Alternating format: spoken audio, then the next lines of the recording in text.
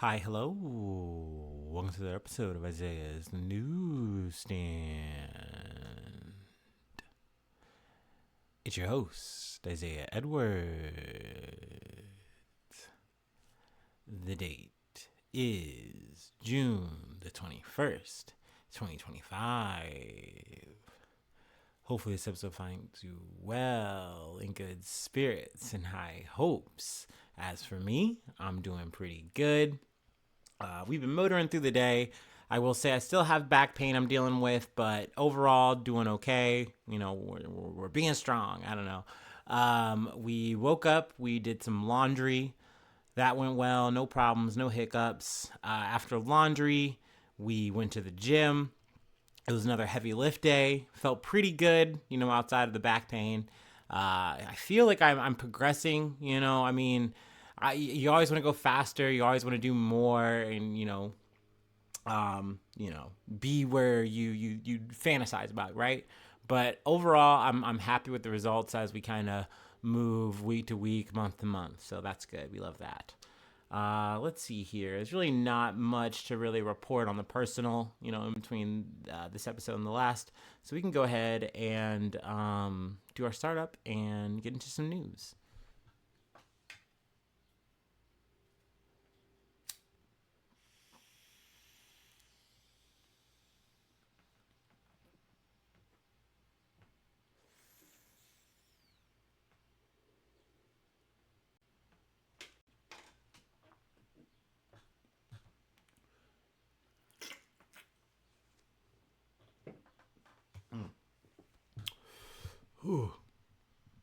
From CNN, at least 8 dead after a hot air balloon accident in southern Brazil. At least 8 people are dead following an accident involving a hot air balloon in Brazil's southern region of Santa Catarina on Saturday, according to the local governor. We are all shocked by the accident involving a balloon in Praia Grande this Saturday morning. Our rescue team is already on site. So far, we have confirmed 8 deaths. Local Governor Jorginho Melo said on X. He said 21 people were on board, the other 13 survived. Video posted to social media shows a hot air balloon catching fire while in the sky. The balloon then deflates and falls to the ground. We saw 2 people fall from above, and soon after the basket broke and the balloon fell. An eyewitness told local media outlet Jornal Razal. I'm sure I'm getting that wrong. Mea culpa. Obviously this is pretty sad, pretty unfortunate. Though I will say I don't really cover too many hot air balloon incidents, especially like ones like this. So, I like to be honest with you. For me, would I rather go on a hot air balloon or a helicopter? Hot air balloon. I'd definitely rather go on a hot air balloon. Would I rather go on a hot air balloon or a Cessna? Hot air balloon, for sure, for sure. That's neither here nor there. Obviously, my condolences to the families, and everyone involved in the situation. Very tragic, very sad. But yeah, let's go ahead and move on to our next story from CNN. CNN again. Anyway, pro-Palestinian activists infiltrate Britain's largest airbase in major security breach. Pro-Palestinian activists broke into Britain's largest airbase and damaged 2 military aircraft in central England early Friday. Palestinian Action, a UK based group that aims to disrupt the operations of weapons manufacturers supplying the Israeli government, posted footage of the action to its X account. The video shows 2 people riding on electric scooters on the tarmac of RAF Breeze Norton in Oxfordshire, which is RAF is Royal Air Force. The activists can be seen spraying red paint into the turbine engines of 2 Airbus Voyagers, which they said were targeted for their alleged role in carrying military cargo and for their use in refueling Israeli, American, and British military aircraft and fighter jets. Britain isn't just complicit, it's an active participant in the Gaza genocide and war crimes across the Middle East, a Palestinian Action spokesperson said in a statement. By decommissioning 2 military planes, Palestinian Action has directly intervened in the genocide and prevented crimes against the Palestinian people, it added. I mean, I feel like that's a bit bold to say. I mean, you delayed a plane from maybe doing a thing or an action or operation for, I don't know, X amount of time, but I'm sure they just replace it and keep that shit moving. But hey, it is a message, it is that, and that's the point, it's very, symbolic or whatever. So there's that. I don't want to yuck it, I guess, too much, but I wonder what's the point of it. Like, how useful is this action? Does it change the conversation really? And I mean, they're like, well, we did this, and see, this is how we affected, this is how we made the change. But I don't know. I don't know. I don't think, yeah, they haven't caught anybody as of yet. Um, let's see. Is there anything else really wanting to cover from this? No, I think we're good. We can go ahead and move along. Let's see. We have actually one more story. I'm pulling from two different sources, though. One is Good Morning America, or GMA, and then also Complex. I guess we got to talk about Fat Joe. So go ahead and lean back, and we'll take our last break and close it out.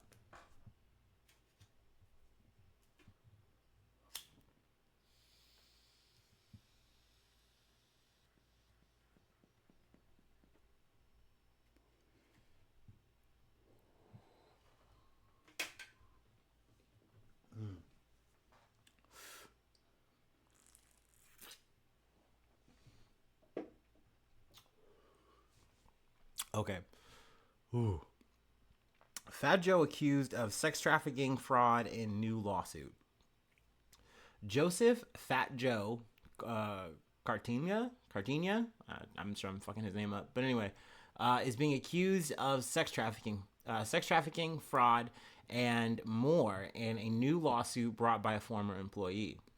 The 157-page lawsuit was filed June 19th in the Southern District of New York by lawyer Tyrone Blackburn on behalf of Terrence T.A. Dixon, who says he worked with Cartagena for over 15 years from 2005 to 2020 as a hype man, lyricist, background vocalist, security team member, and creative collaborator, a man of many hats, according to the suit.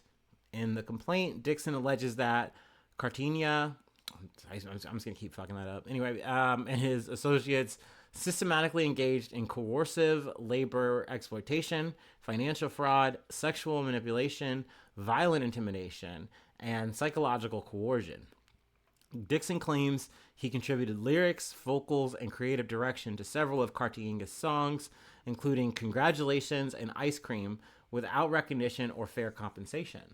In addition to financial allegations, Dixon claims the rapper allegedly forced him into humiliating situations, including sex acts performed under duress and surveillance, and allegedly threatened abandonment in foreign countries, job loss, or physical harm if he didn't comply, according to the complaint. The lawsuit also claims that Cartagena and his associates allegedly trafficked minors and psychologically groomed them, with Dixon claiming he personally witnessed Cartagena allegedly engaged in sexual relations with children who were 15 and 16 years old. So yeah, I mean that's a big allegation. They also mentioned in this article his lawyer, Joe Tacopina, who has been a lawyer for, Donald Trump, as well as T.I. And Rodney Jones, who I'm not familiar with. I guess he's a producer or something like that. So, I mean, this is definitely going to be something that's going to be making the rounds. But before I close out, let me get to the complex part of this article, or of the story. Fat Joe tried to kill 50 Cent, lawsuit alleges. Plan abandoned over Navy SEAL type security. Fat Joe's former hype, and we already talked about that part, so we really don't need to, but alleges that he attempted to hire someone to murder 50 Cent during the height of their beef. Fat Joe has denied the allegations in the lawsuit in a statement shared by his lawyer, and filed a defamation suit against Dixon and his attorney earlier this year. Let's see here. Alleged in the lawsuit, which accuses the Bronx rapper of coercive labor exploitation, financial fraud, sexual manipulation, violent intimidation. We already talked about that. The murder for hire plot occurred in either 2006 or 2007. The two rappers have been in a beef since at least 2002 because of Joe's association with Ja Rule, with whom 50 Cent is still beefing with. Although the rappers are friendly these days, apparently their animosity was severe enough that Joe allegedly sought to end his rival's life, at least according to the lawsuit's unverified claims. Fat Joe engaged in a calculated and premeditated conspiracy to murder Curtis Jackson, known professionally as 50 Cent, reads the lawsuit. Around the winter of 2006 to 2007, defendant Cartagena was residing in Miami when he received a call reporting 50 Cent's presence at a New York venue. Defendant Cartagena ordered the hit, but 50 Cent was surrounded by Navy SEAL type security, and the would-be assassins were afraid to make the attempt. So that's crazy that it got to that point. We've covered kind of moments like that before, in recent times, with rappers, doing hits and shit. It's crazy that even back then we were really ramping back up to like almost like not so much like Biggie versus Tupac, but at the same time, yes, because 50 Cent's model, especially at that time, was just being like, I'm just going to run off of beef. And I remember The Massacre came out and he was just putting diss tracks on everybody.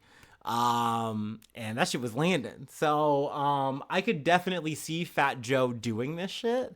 So we'll see how all of this pans out in court. And we'll be back with some updates for sure. But yeah, that's really all I have for today. Kind of keeping it a bit shorter. If you'd like to help out, support the effort, I do have a Patreon, patreon.com/IsaiahNews. Become a newsie today. Free ways to hit me up, IsaiahNews1@gmail.com. Feel free to follow me or the podcast on any other socials. Subscribe to the YouTube, follow on TikTok, follow on Spotify or Apple Podcasts, whatever platform you're listening on. Hit the like button, leave a cool comment. Sharing is caring.